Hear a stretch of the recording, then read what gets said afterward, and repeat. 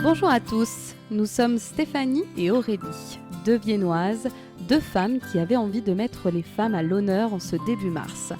Des mères, des sportives, des chefs d'entreprise, des jeunes, des moins jeunes, qui ont toutes quelque chose à raconter, une histoire à partager, des combats à mener.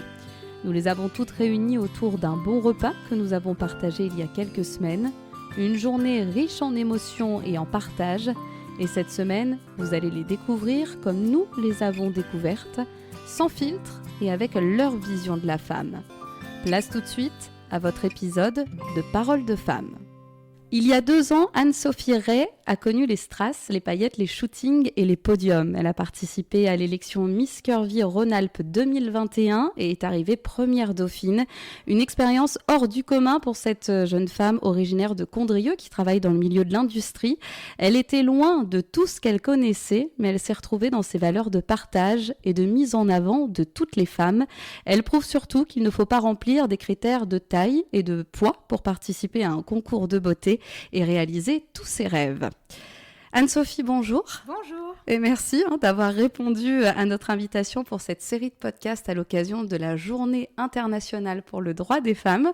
Bon, ça va, pas trop de pression? Non, ça va, ça va. Après avoir fait les crêpes, puisque je le rappelle, on est réunis tout ensemble pour cet enregistrement. Et donc, Anne-Sophie, t'étais la préposée aux crêpes, apparemment. Tout à fait.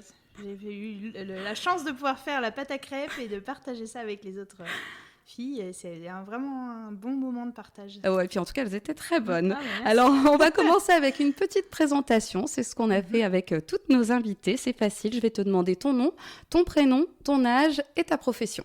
D'accord. Donc, je m'appelle Anne-Sophie Ray. J'habite à Condrieu et donc j'ai 30 et quelques années, c'est-à-dire 36. Ah, ok. C'est un sujet sensible ou non, pas du tout. C'est juste qu'on compte plus. Exactement. Et donc, je suis responsable qualité, sécurité, santé, environnement dans une société de tuyauterie industrielle française qui s'appelle Ponticelli. Alors oui, voilà, la profession est importante puisqu'on va parler d'une élection, d'un concours de beauté, a priori. Tu es loin de cet univers en travaillant dans l'industrie. On peut dire que c'est quand même bien éloigné. Tout à fait. C'est pas vraiment le lien le plus direct qu'on peut faire. Alors, comment t'es venue l'idée justement de participer à cette élection Miss Curvy Rhône-Alpes? C'était en 2021, c'est ça? Tout à fait. L'élection était en 2021. Donc, en fait, ça a commencé bien avant parce qu'il y a eu une période un peu plus longue parce qu'il y a eu le Covid. Oui, forcément. Et qu'on devait avoir une élection qui était plutôt en 2020. Et au final, avec le décalage, ça a été en 2021. Mais c'est arrivé en fait un peu comme ça, par pur hasard, parce que je regardais une chaîne de télévision et je suis tombée sur un reportage qui parlait de différents concours et où il y a eu une présentation du concours Miss Curvy. Et donc, ça devait être 23h30, je pense. Et je me suis dit, tiens, pourquoi pas le faire ouais. et donc, je me suis inscrite comme ça. Et puis, j'ai été recontactée quelques temps après pour me dire que voilà, j'avais été présélectionnée parce qu'il fallait envoyer une photo et puis voilà, un petit message.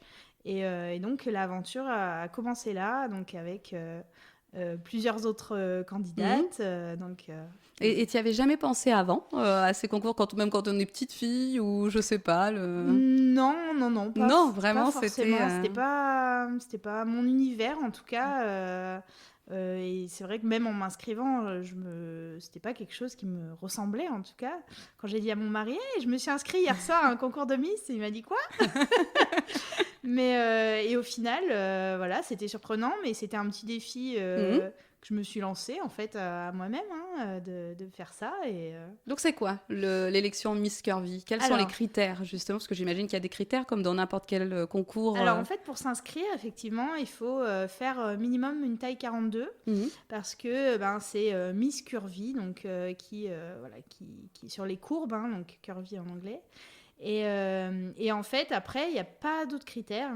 C'est juste être une femme et puis avoir envie d'évoluer sur son image, sur des valeurs qu'on veut partager et défendre auprès de toutes les femmes et toute la société, et même aux hommes aussi, hein, voir un peu cette image d'une femme qui s'assume, quoi.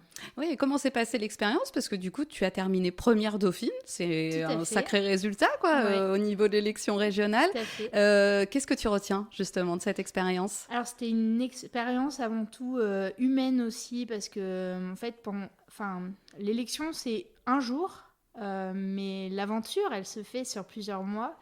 Et là, on rencontre évidemment les autres candidates, et c'est riche parce qu'on peut échanger un peu sur notre vie au quotidien, les problématiques qu'on peut rencontrer en tant que femme ronde, etc.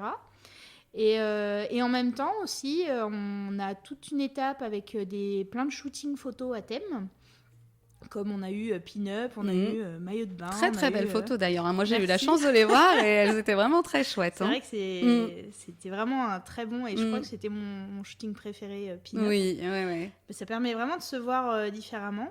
Et en fait, c'est vraiment l'objectif de ces shootings photos au final. C'est que nous-mêmes, on ait une autre image de nous que celle qu'on peut avoir, où on se dit ah bah non, avec nos complexes, etc. Et en fait, quand on voit l'œil des photographes, et en plus ils mettent pas de filtre, ils retouchent pas les photos, et on se dit mais en fait c'est nous ça, incroyable. Et ça permet au fur et à mesure de grandir et de se dire ah bah finalement j'ai rien à envier aux autres, ça donne confiance, ça donne confiance, voilà.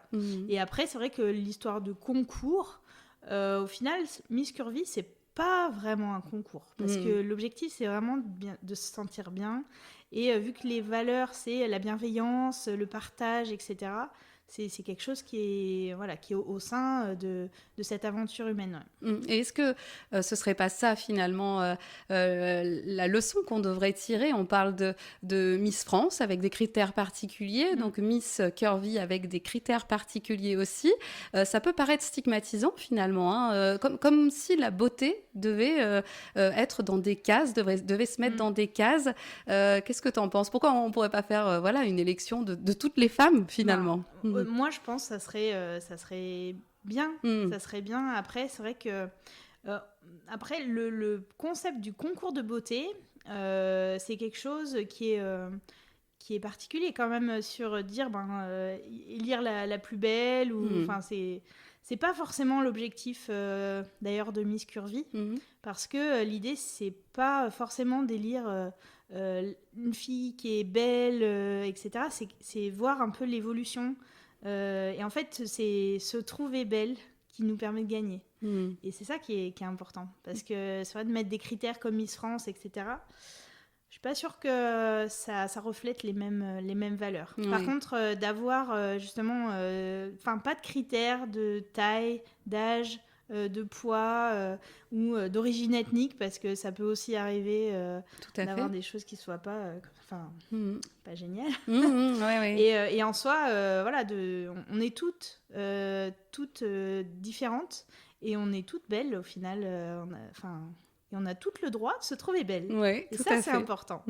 Alors, tu parlais justement de confiance, que ça peut être difficile aussi pour les femmes qui ont des complexes, pour des femmes qui ont des rondeurs. Est-ce que toi, tu as souffert de ça? Comment a été un peu ton enfance, ton parcours, ta vision par rapport à ton corps? Alors, moi, j'ai vécu un peu difficilement, effectivement, les années collège. Mais bon, les années collège, c'est toujours... c'est déjà difficile pour beaucoup d'adolescentes. Voilà, c'est ça. Après, ça a été moins dur que certaines. Justement, je me suis rendu compte vraiment que j'avais eu des années collège qui étaient un peu dures, mais pas non plus invivables, parce qu'il y en a énormément qui vivent du harcèlement scolaire à cause de leur poids, et c'est juste inadmissible, quoi. Et moi, j'ai vécu un peu ça, mais à un degré, on va dire, mais tu l'as vécu quand même. Méchanceté moyen. Mais je l'ai vécu quand même. Voilà, les petits messages, la grosse. Donc même si ça peut paraître anodin, j'imagine que quand on est adolescente, on le prend quand même à cœur, c'est ça. Et c'est compliqué, mais après, j'ai eu de la chance d'avoir ma maman qui était aussi ronde, et qui m'a jamais montré, en tout cas, et qui m'a jamais fait ressentir le fait que d'être ronde, il faut vivre autrement. Et enfin, j'ai toujours pu faire de la danse, j'ai toujours pu faire du sport. Enfin, je veux dire, c'était pas du tout quelque chose qui rentrait dans les difficultés du quotidien. Et je pense que ça m'a vraiment aidée au final. Et encore aujourd'hui, hein, j'ai l'impression que c'est un peu le message que tu aimerais faire passer, comme quoi on peut être complètement actif. Tu en es la preuve. Je crois que tu as une tonne d'activités. Exactement. Mais en fait, mon leitmotiv de tous les jours, c'est on a une vie, il faut en profiter. Et peu importe à quoi on ressemble au final, il faut faire ce qu'on a envie de faire. Et c'est vrai que moi, je fais du violon, c'est une passion depuis toujours. Je chante, j'ai toujours aimé chanter. Et en fait, il y a quelques années, je me suis dit, allez, prends des cours de chant, t'as toujours voulu le faire. Donc voilà, je me suis lancée. Et puis on a monté un groupe, etc. Donc ça, et puis monter sur scène, s'assumer aussi, se dire, voilà, je suis moi, en fait. Et j'ai le droit d'être moi. De toute façon, il n'y a personne qui peut en dire le contraire. Et donc, voilà, autant partager les choses qu'on a envie de faire.